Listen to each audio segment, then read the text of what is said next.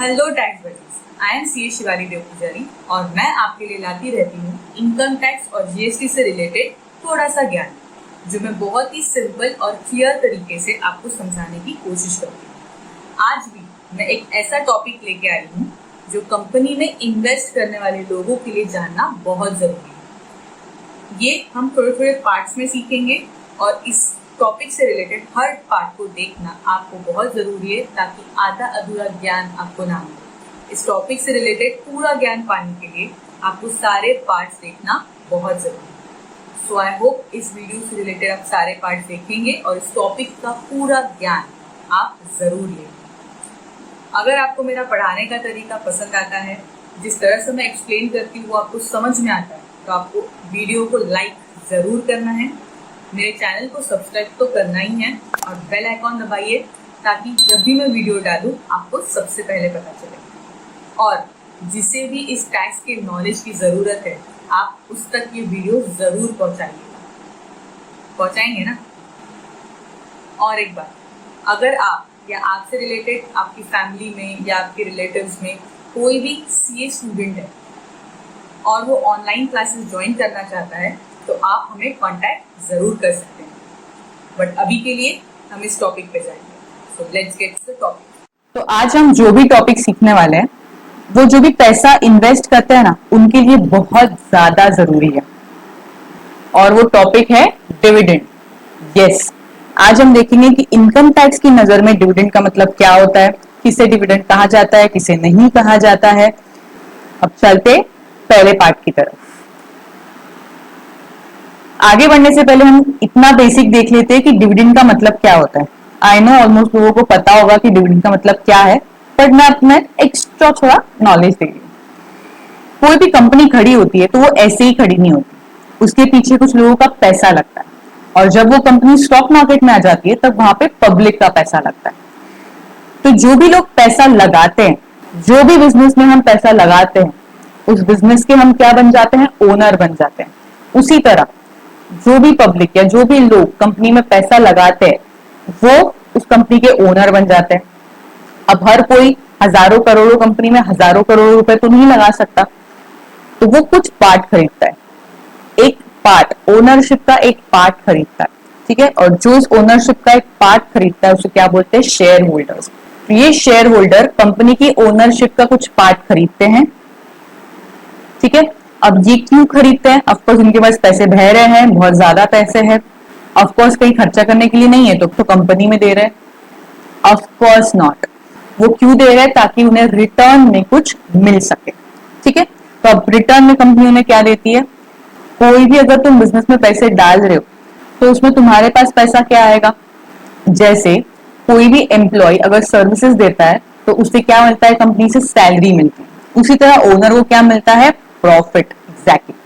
तो जो भी प्रॉफिट ये कंपनी कमाती है उसका कुछ पार्ट इन शेयर होल्डर्स को जाता है और जो पार्ट उस शेयर होल्डर्स को जाता है उसे क्या बोलते हैं? डिविडेंड।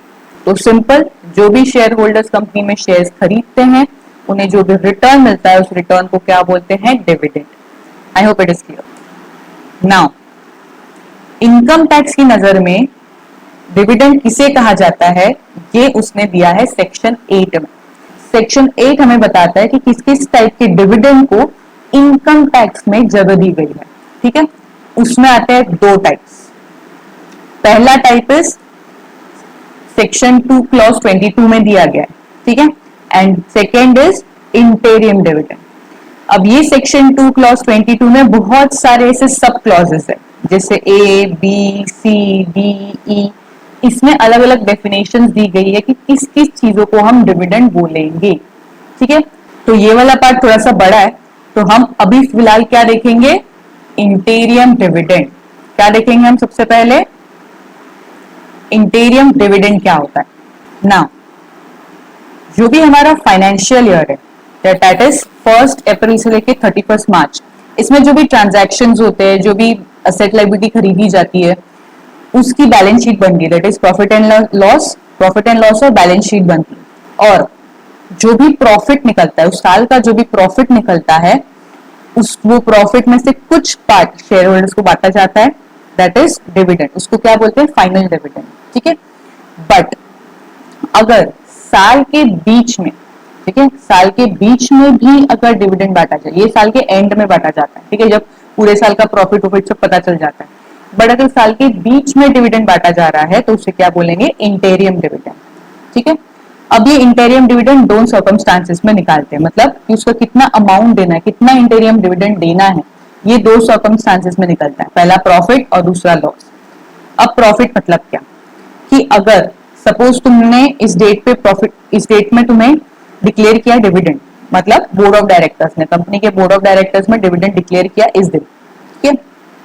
अब ये डिविडेंड की अमाउंट हम कहां से निकाल के देंगे, वो निकाल के देंगे 1 अप्रैल से लेके जिस दिन तक का डिविडेंड डिक्लेयर किया गया है, जिस दिन डिविडेंड डिक्लेयर किया गया है उतने बीच का जो भी प्रॉफिट होगा, ठीक है, करंट ईयर का जो भी up to the date of dividend declare जो भी प्रॉफिट होगा वहां से तुम डिविडेंड दे सकते हो, या फिर पिछले साल, पिछले कई सालों में से, जब से कंपनी चालू हुई है तब से अभी तक का, मतलब 1 अप्रैल तक का जितना भी प्रॉफिट तुमने एक्यूमुलेट किया होगा, एक्यूमुलेट मतलब जो भी कंपनी प्रॉफिट कमाती है वो सारा का सारा शेयर होल्डर्स को नहीं देती, कुछ वो अपने पास बचा के रखती है ताकि वो अपनी बिजनेस में और इन्वेस्ट कर सके, बिजनेस को और बढ़ा सके, ठीक है।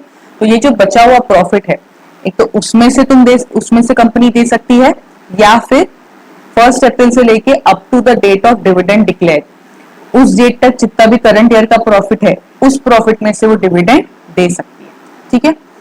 बट अगर लॉस का केस है, लॉस का केस का क्या मतलब होता है कि जिस दिन तुमने डिविडेंड डिक्लेयर किया उसके पिछले क्वार्टर में, इमीडिएट पिछले क्वार्टर में अगर कंपनी को लॉस है तो कंपनी डिविडेंड दे सकती है, बट कितना देना है उसके ऊपर एक रिस्ट्रिक्शन। तो अगर पिछले क्वार्टर में लॉस है, क्वार्टर मतलब 3 महीने, पिछले 3 महीनों में अगर लॉस है तो उस केस में एक पर्टिकुलर परसेंटेज के नीचे ही कंपनी डिविडेंड दे सकती है। परसेंटेज का मतलब क्या होता है, 10 रुपए का अगर शेयर है तो उसमें कितना परसेंट वो डिविडेंड दे सकती है, 1%, 2%, 3%, 10 रुपए का कितना परसेंट वो डिविडेंड दे सकती है, वो परसेंट पे लिमिट लगाई गई है। वो लिमिट ऐसी है कि जो भी पिछले 3 साल का डिविडेंड का रेट होगा, पिछले 3 साल का जो भी डिविडेंड का रेट होगा उसका एवरेज, सपोज वो एवरेज 5% है तो तुम डिविडेंड 5% से नीचे ही दे सकते हो, ठीक है। ये कौन सी केस में, अगर जिस दिन तुम्हारा डिविडेंड डिक्लेयर होने वाला है उस दिन के पिछले 3 महीने में अगर कंपनी को लॉस है तो उसको ये रूल फॉलो करना पड़ता है। तो आई होप इंटेरियम डिविडेंड अब आपको क्लियर हो चुका है, ठीक है। अब देखते हैं हम बाकी के डिविडेंड्स जो सेक्शन 2 क्लॉज 22 में, ठीक है। अब सबसे पहला डिविडेंड है जो सब क्लॉज ए में दिया है, ठीक है।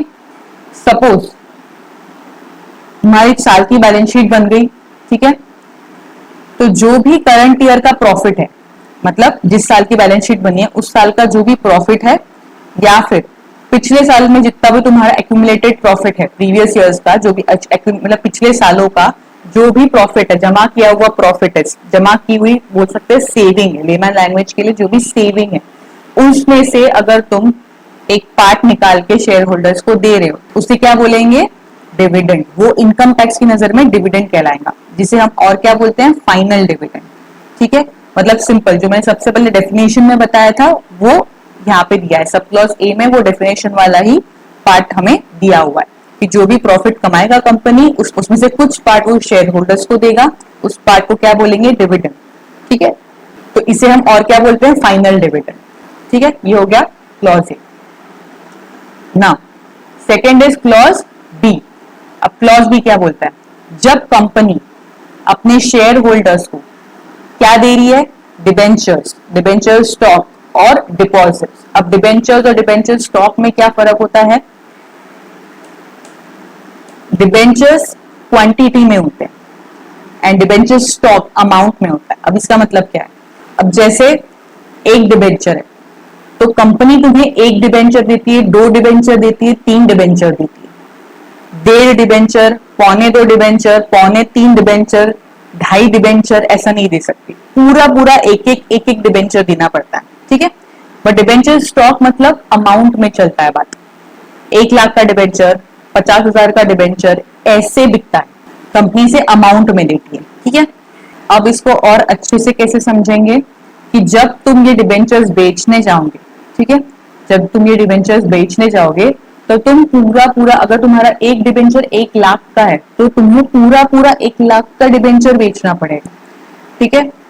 अगर तुम्हें और एक डिबेंचर बेचना है तो तुम्हें पूरा का पूरा 2 लाख का डिबेंचर, अगर एक डिबेंचर 1 लाख का है, दूसरा डिबेंचर, 2 डिबेंचर 2 लाख के, तो तुम्हें पूरा का पूरा 2 लाख का अमाउंट के डिबेंचर्स बेचने पड़ेंगे। तुम 1.5 लाख का या 1.25 लाख का ऐसा नहीं बेच सकते, क्योंकि ये पूरे का पूरा एक डिबेंचर होता है, दूसरा डिबेंचर होता है, ठीक है। बट अगर तुम डिबेंचर स्टॉक बेच रहे हो तो तुम 1 लाख रुपए के भी बेच सकते हो, 50,500 के भी बेच सकते हो, 10,500 के भी बेच सकते हो, तो ये फ्रैक्शन में बेच सकते हैं। बट डिबेंचर्स कभी फ्रैक्शन में नहीं बेचे जाते या नहीं खरीदे जाते। बट डिबेंचर स्टॉक तुम एनी अमाउंट में खरीद सकते हो, इसमें 1 2 3 4 वाला कॉन्सेप्ट नहीं रहता है, ठीक है। सो आई होप डिबेंचर और डिबेंचर स्टॉक का मतलब आपको समझ में आ गया होगा। अब आगे बढ़ते हैं। तो ये डिबेंचर या डिबेंचर स्टॉक या डिपॉजिट्स कंपनी ने शेयर होल्डर्स को दिए, कैसे? Free of cost. कंपनी ने शेयर होल्डर से कुछ भी नहीं लिया इसे खरीदने से पहले, ठीक है। तो इस केस में डिविडेंड क्या बोलेंगे? जो भी इस डिबेंचर की या डिबेंचर स्टॉक की या डिपॉजिट की मार्केट वैल्यू, ठीक है, मार्केट वैल्यू होगी। अगर सपोज वो मार्केट वैल्यू 10 लाख की है, ठीक है, और तुम्हारे एक्यूमुलेटेड प्रॉफिट में, एक्यूमुलेटेड प्रॉफिट मतलब कि पिछले सालों का जमा किया हुआ प्रॉफिट, पिछले सालों का जमा किया हुआ प्रॉफिट अगर 11 लाख है सपोज, ठीक है, तो ये 10 लाख पूरा का पूरा क्या बोलेंगे हम? Dividend income. मतलब अप टू एक्यूमुलेटेड प्रॉफिट अगर डिबेंचर्स दे रहे हैं या डिबेंचर स्टॉक दे रहा है, ठीक है। डिबेंचर्स मतलब 1 2 3 4 नहीं, उसमें भी तो अमाउंट होता है। 1 लाख का डिबेंचर है, बट 1 लाख का एक डिबेंचर है, ठीक है। तो जो अमाउंट है, तो उसकी जो मार्केट वैल्यू है, अगर वो तुम्हारे एक्यूमुलेटेड प्रॉफिट तक के हुई, जैसे मैंने एग्जांपल दिया कि एक्यूमुलेटेड प्रॉफिट मतलब पिछले सालों का तुम्हारा जो भी जमा पूंजी है कंपनी की, वो अगर 10 लाख है और उस डिबेंचर्स की या डिबेंचर स्टॉक की मार्केट वैल्यू सपोज 8 लाख है, ठीक है, तो वो 8 लाख पूरा का पूरा शेयर होल्डर्स के हाथ में एज अ डिविडेंड इनकम आएगा। उनके टोटल इनकम में उसे डिविडेंड इनकम करके ट्रीट किया जाएगा, ठीक है। I hope it is clear. अब और क्या बोलता है क्लॉज बी कि अगर प्रेफरेंस शेयर होल्डर्स है, प्रेफरेंस शेयर होल्डर्स क्या होते हैं? प्रेफरेंस शेयर होल्डर्स के पास प्रेफरेंशियल राइट्स होते हैं। मतलब 2 टाइप के होते हैं, इक्विटी शेयर होल्डर्स होते हैं और एक प्रेफरेंस शेयर होल्डर होते हैं, ठीक है। जब भी कंपनी डिविडेंड बांटती है उनके प्रॉफिट में से, तो सबसे पहले डिविडेंड प्रेफरेंस शेयर होल्डर्स को जाता है। उसके बाद अगर कोई प्रॉफिट बच गया होगा तो वो इक्विटी शेयर होल्डर्स को बांटते हैं, ठीक है।